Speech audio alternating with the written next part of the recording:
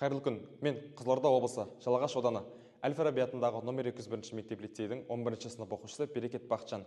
Менің ашық университеттер номинациясы бойынша сіздерге өз жұмысымды таныстыратын боламын. Менің жұмысымның тақырыбы бастама, әрекет, нәтиже. Біздің мектебімізде өзін-өзі басқару ұйымының құрылудағы мақсаты ұлттық құндылықтарды бойына сіңіре білген, ұлттық құндылықтарды дәріптейтін патриот тұлғаны өзін-өзі басқару арқылы қалыптастыру. Сіздерге таныстыратын жұмыстарымды 6 бағыт бойынша көрсететін боламын. Яғни Educate, өткеннен бүгінге татулық тұтқасы, қоғамға қызмет, руханият және Success бағыттар бойынша таныстыратын боламын.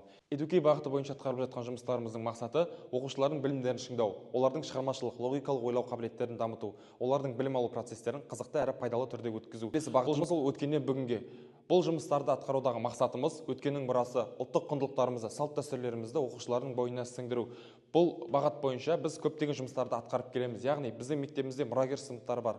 Бұл дегеніміз оқушылар сабақ уақытында домбыра тартуды үйрене алады. Одан бөлек біз әртүрлі мерекелік шараларда ұлттық құндылықтарды дәріптеу үшін көптеген шараларды белсенді түрде өткізіп келеміз. Келесі бағытымыз ол татулық тұтқасы.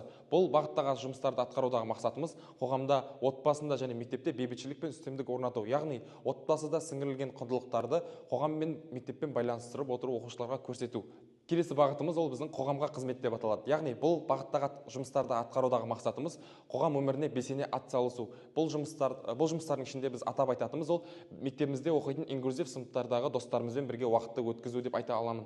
Яғни біз апта күндеріне кезекшілікке бөлініп, үзіліс уақытында инклюзив сыныпта оқитын достарымызбен бірге уақытты қызықты өткізуге тырысамыз. Келесі бағытымыз ол бізде руханият бағыты. Бұл бағытта атқарып жатқан жұмыстарымыз біз көптеген спорттық мәдени шараларды ұйымдастырып келеміз. Яғни мерекелік шараларды, спорттық іс-шараларды белсенді түрде ұйымдастырып келеміз. Және оқу жылының қорытындысы бойынша осы шараларға белсене қатысқан оқушыларымызды тарихи экспедициялық бағыт бойынша Отырар, Сауран, Сығанақ, Қожа Ахмет Яссауи кесенесі сынды тарихи орындарға апаратын боламыз. Келесі сіздерге таныстыратын бағытым ол Success бағыты бойынша атқарылып жатқан жұмыстар.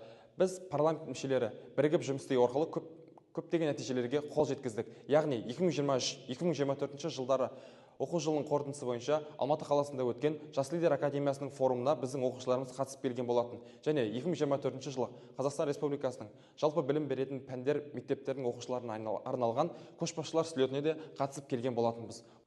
Сіздерге таныстыратын жаңашыл жобам ол үзіліске жаңа ақпаратпен деп аталады. Бұл дегеніміз оқушылардың үзіліс уақытын тиімді және пайдалы жұмсау болып саналады. Бұл бағыт бойынша біз Морзе әліппесін үйретуді қолға алдық. Морзе әліппесін үйретудегі қолға алғандағы мақсатымыз Морзе әліппесі білім алушыларға тек қана тарихи білім беру емес, олардың логикалық, шығармашылық ойлау дағдыларын дамытуға үлес қосады. Яғни Морзе әліппесін үйренген оқушы оны 4 түрлі бағытта қолдана алады. Мысалы, шығармашылық және логикалық ойлау. Морзе әліппесі нүктелер мен сызықтарды қолдану арқылы ақпаратты кодтауды үйретеді. Бұл әліпбиді үйренуде оқушылар өздерінің шығармашылық және логикалық ойлау, креативті ойлау дағдыларын дамыта алады. Одан кейін коммуникация дағдыларын жетілдіру. Морзе әліппесін қолдану жастарға өзін-өзі тиімді түрде пайдалануға мүмкіндік береді. Яғни телерадиокоммуникация байланыстары жоқ болған жағдайда және төтенше жағдайлар кезінде дәл осы Морзе әліппесі арқылы олар өздері арқылы ақпарат бере алады. Одан кейін тарих және технологияға қызығушылық. Яғни бұл дегеніміз оқушылар Морзе әліпбиін үйрену арқылы ақпаратты берудің эволюциясын зерттеу арқылы тарихқа деген қызығушылықтарын ашылады. Яғни ең алғаш 19 ғасырда Морзе әліппесі ойлап табылу ол американдық өнертапқыш Морзенің телеграфты ойлап табуымен тығыз байланысты. Яғни телеграф дегеніміз қазіргі ұялы телефонның прототипі деуге де болады. Яғни алыстан ақпарат алмасудың құралы. Дәл осы құралды ойлап тапқан кезде Морзе ақпарат алмасу үшін дыбыстық толқындарды пайдалануды жөн көрген. Дәл осы мақсатпен Морзе әліпбиін ойлап тапқан. Осы сынды ақпараттарды зерттеу арқылы оқушылар тарихқа деген қызығушылықтарын арттыра алады. Одан кейін командалық жұмыс және ынтымақтастық. Морзе әліпбиін үйрену барысында оқушылар бір-бірімен қарым-қатынастарын нығайтады және командада жұмыс істеу дағдыларын жақсарта алады.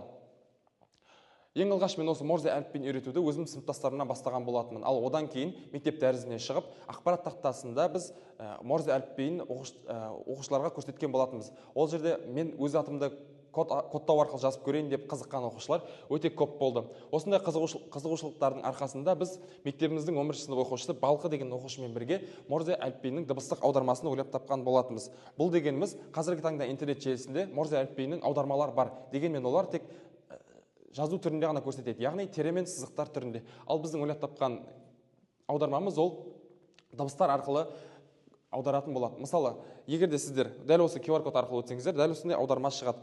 Ол жерде сіздер бір басатын болсаңыздар, сіздерде нүкте шығады. Ал ұзақ басып тұратын болсаңыздар, сіздерде тире пайда болады. Дәл осылай осы нүктелерді басу арқылы сіздер ақпаратты кодтап, өздеріңіз қалаған сөздерді жаза аласыздар. Егер де сіздер жақсы жетілген түрде меңгерген болсаңыздар, сіздер минутына 50-60 сөздей оқуларыңызға болады. Осы бағыттардағы жұмыстарды атқару арқылы біз осындай нәтижелерге қол жеткіздік. Біз бірлескен күшпіз. Біз өзімізге сенімдіміз. Біз жетістіктерге қол жеткіземіз. Біз қарым-қатынасты орната аламыз. Біз бір-бірімізді құрметтейміз.